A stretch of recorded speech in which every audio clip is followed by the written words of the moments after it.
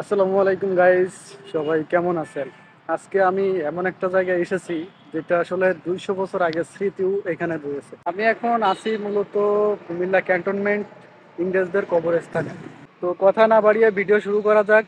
আমি আজকের এই ভিডিওর মাধ্যমে আপনাদেরকে দেখাবো এখানে যে সকল ইংরেজদের কবর আছে সেইগুলো। 1945 সালে দ্বিতীয় বিশ্বযুদ্ধের সময় যারা প্রাণ দিয়েছিল এটা মূলত তাদের সমাধিস্থল।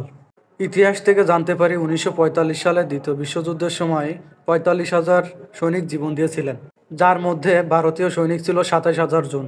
তাদের স্মৃতি সংরক্ষিত হয়েছে বার্মা, আসাম ও বাংলাদেশের এই ময়নামতি সমাধিতে।